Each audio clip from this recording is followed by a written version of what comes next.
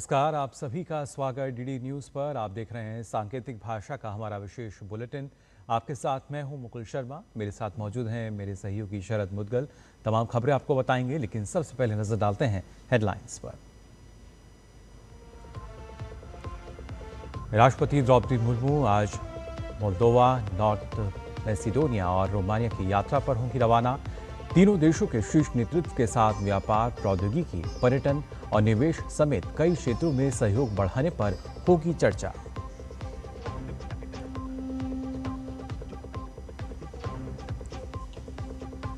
गृह मंत्री अमित शाह आज कोलकाता में राज्य की कानून व्यवस्था की स्थिति की करेंगे समीक्षा।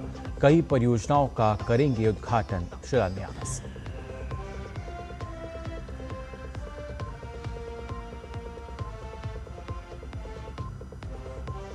संसद के मॉनसून सत्र से पहले सरकार ने आज सर्वदलीय बैठक बुलाई। सभी राजनीतिक दलों के साथ संसद के सुचारू संचालन में सहयोग पर होगी चर्चा।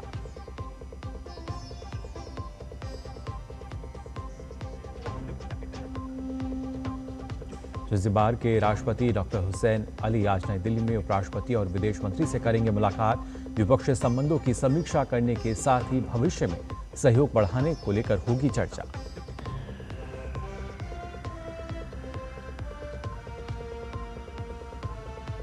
ईरान और अमेरिका के एक दूसरे पर भीषण हमले जारी। ईरान ने अमेरिका के साथ हुए अंतरिम समझौते को निलंबित किया। शांति की उम्मीदों को लगा बड़ा झटका।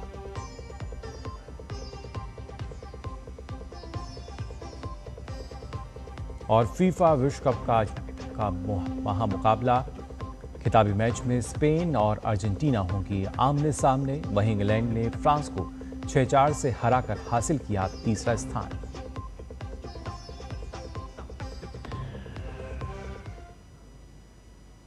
और आइए अब खबरें देखते हैं विस्तार से। आपको बता दें, राष्ट्रपति द्रौपदी मुर्मू आज मोल्दोवा, नॉर्थ मैसिडोनिया और रोमानिया की यात्रा पर रवाना होंगी। उनकी यात्रा 25 जुलाई तक चलेगी। ये किसी भारतीय राष्ट्रपति की मोल्दोवा और उत्तर मैसिडोनिया की पहली यात्रा होगी। वहीं रोमानिया की यह 3 दशक से अधिक समय के बाद किसी भारतीय राष्ट्रपति की पहली राजकीय यात्रा है। इससे पहले 1994 में भारतीय राष्ट्रपति ने रोमानिया की यात्रा की थी। राष्ट्रपति की इस यात्रा के दौरान तीनों देशों के शीर्ष नेतृत्व के साथ व्यापार, प्रौद्योगिकी, पर्यटन और निवेश समेत कई क्षेत्रों में सहयोग बढ़ाने पर चर्चा होगी। राष्ट्रपति द्रौपदी मुर्मू अपनी यात्रा के पहले चरण में मोल्दोवा पहुंचेंगी। वहां वह राष्ट्रपति के साथ द्विपक्षीय और प्रतिनिधिमंडल स्तर की वार्ता करेंगी। इसके अलावा मोल्दोवा के प्रधानमंत्री और संसद अध्यक्ष इगोर ग्रोसू से भी मुलाकात करेंगी।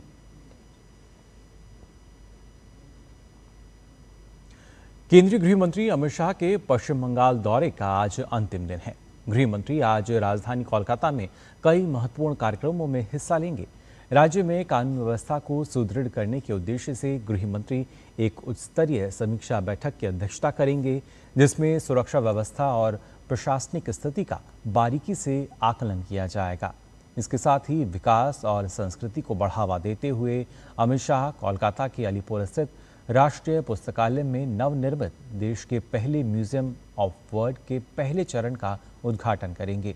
इसके अलावा सहकारिता क्षेत्र को मजबूती देने के लिए गृह मंत्री कोलकाता के बिस्वा मंगला कन्वेंशन सेंटर में अमूल डेयरी के अत्याधुनिक दही प्लांट का शिलान्यास भी करेंगे।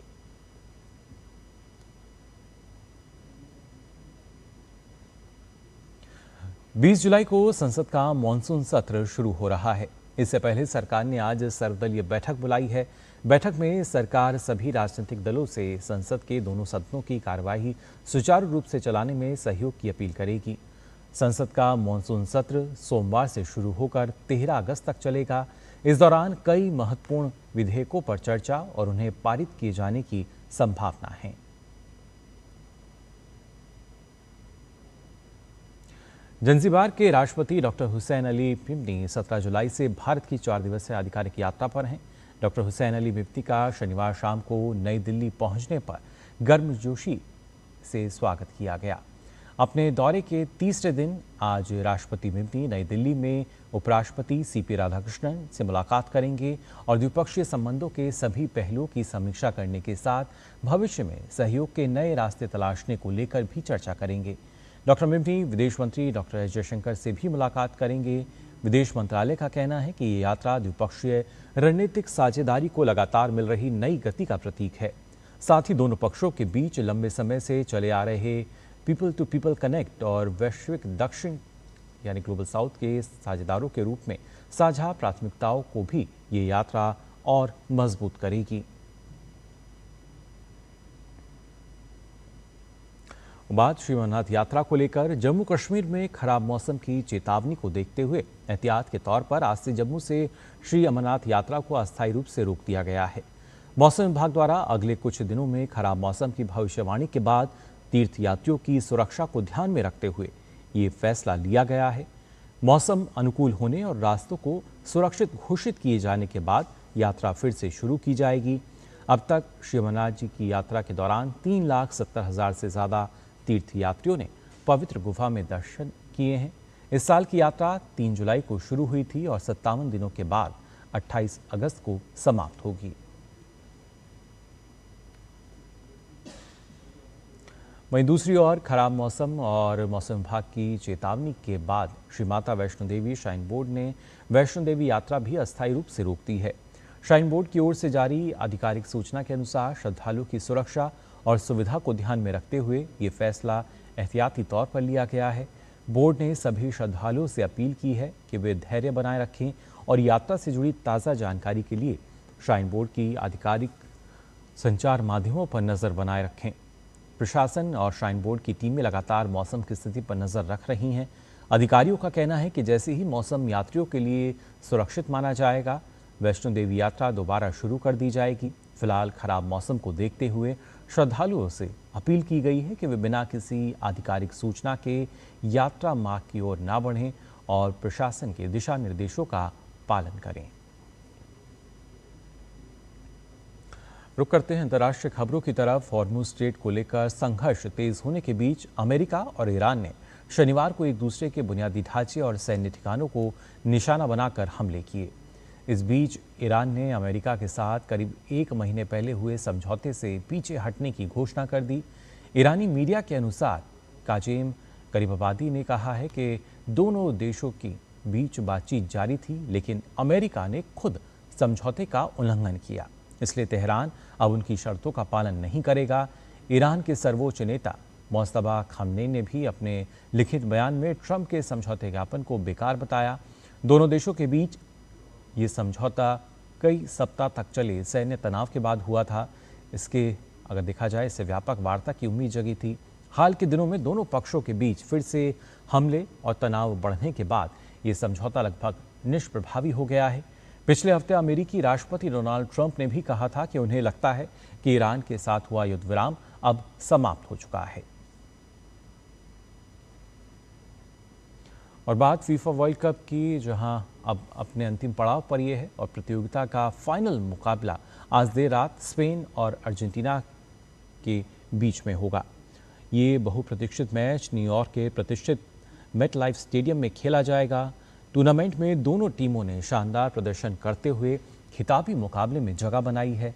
स्पेन ने सेमीफाइनल में फ्रांस को 2-0 से हराकर फाइनल का टिकट कटाया, जबकि गत चैंपियन अर्जेंटीना ने रोमांचक मैच में इंग्लैंड को 2-1 से मात देकर लगातार दूसरी बार फाइनल में प्रवेश किया है। आज के मैच में स्पेन दूसरी बार विश्व कप ट्रॉफी जीतने के इरादे से उतरेगा, वहीं अर्जेंटीना लगातार दूसरी और कुल चौथी बार विश्व विजेता बनने का लक्ष्य के साथ मैदान पर उतरेगा।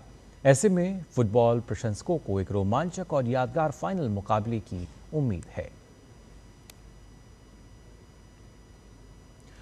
फीफा वर्ल्ड कप में तीसरे स्थान के मुकाबले में इंग्लैंड ने फ्रांस को 6-4 से हराकर टूर्नामेंट का कांस्य पदक अपने नाम कर लिया।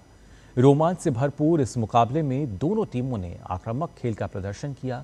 मैच के निर्धारित समय तक मुकाबला बराबरी का रहा, लेकिन अतिरिक्त समय में इंग्लैंड ने 97 और 104वें मिनट में लगातार 2 गोल दागकर 6-4 से जीत दर्ज की।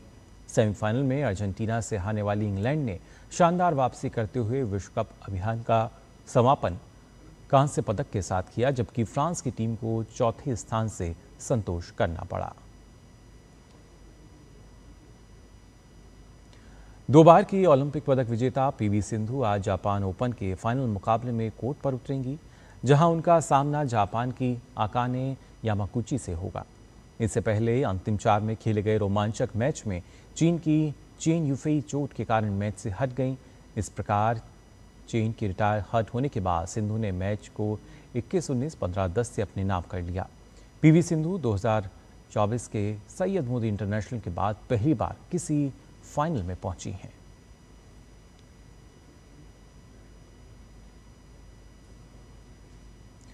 तो फिलहाल के लिए सांकेतिक भाषा के इस विशेष बुलेटिन में बस इतना ही। मुझे और मेरे सहयोगी शरद को दीजिए अनुमति। नमस्कार।